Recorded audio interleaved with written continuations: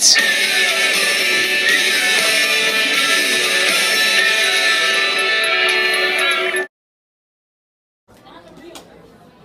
Hello, this is Luke Meyer, and welcome to Collision Path, which has absolutely no connection to Crash Course. This episode is mostly going to be about the Cold Not War during the 1960s. The Cold War was not really a war. It was more of a race of ideas and an arms race between the Soviet Union and the United States.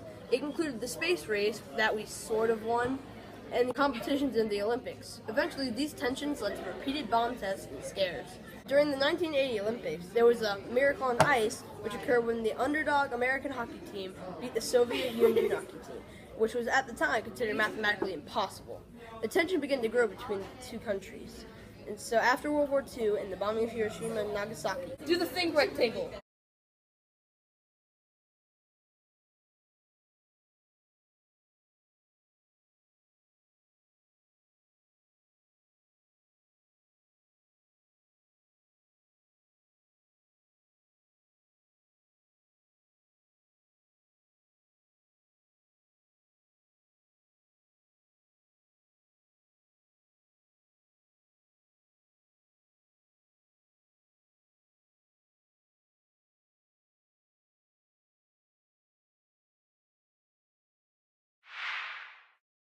Time for the mystery document. Ready? Woohoo!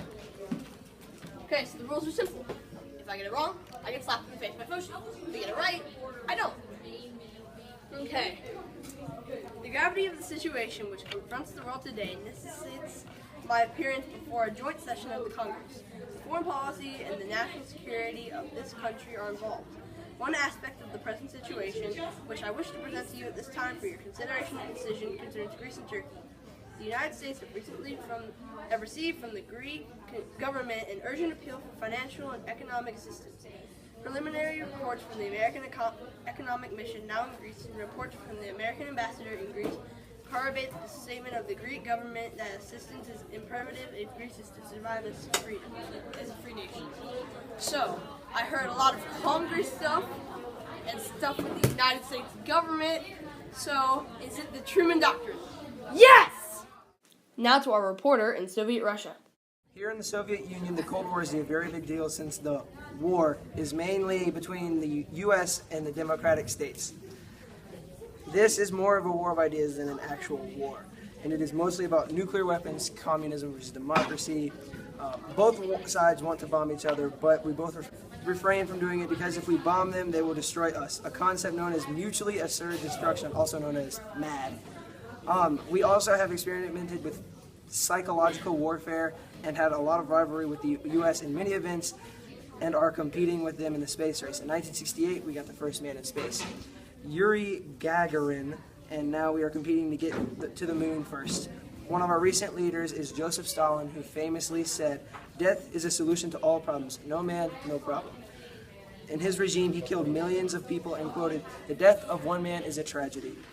The death of a million is statistic." The Soviet Union is communist, which means that the government owns everything and gives everybody the same amount of jobs they do. This can be illustrated if you imagine that you have 2 cows and the government takes them and then gives you some milk. Now to our reporter in the United States. Hello, this is Jacob Mordock, and I'm a reporter from the United States. Here in the United States, we take the Cold War very seriously. It's mostly between us and Russia, and we think communists are evil, and everyone's a communist.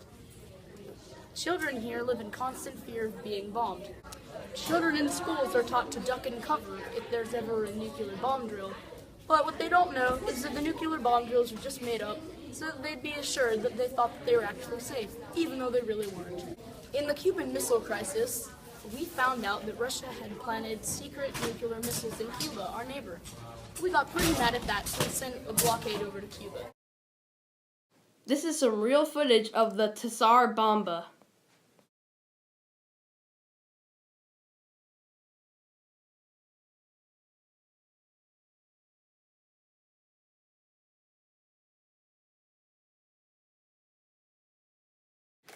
In America, they had this cute little cartoon called Bert the Turtle to make kids want to duck and cover when there was an atomic bomb drill. Even though ducking and covering really didn't do anything, it just made them feel safe inside. Into Collision Path this week, and we'll see you next week to talk about JFK.